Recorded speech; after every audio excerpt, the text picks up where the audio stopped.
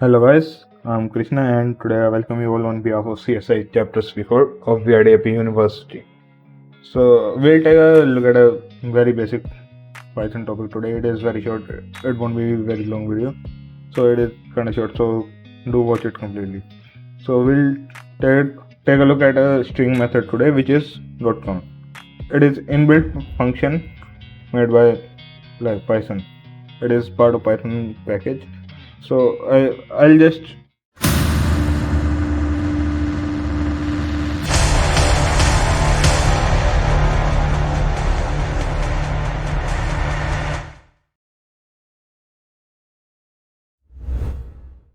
go very fast today. It is because it is very simple and easy to pick.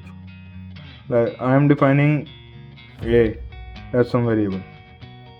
Okay, so let's say x, y, y, z, x, y, z, x, z.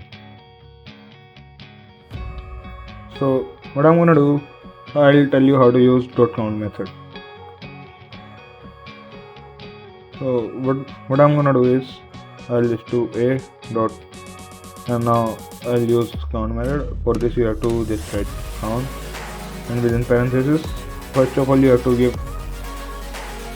the give some entry in this parenthesis what you wanna count in this string. Let's say I wanna count x, y, y, and let's say I wanna count how many times x, y, y it occurs in this string which is a, and after that I have to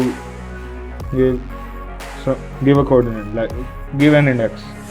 So look over here, so it is index 0, index 1 and index 2. So what it is gonna do, it will start from index 2, not from index 0. It is optional, it is not mandatory to give, but I'm giving. And comma 11, and this 11 is the ending point.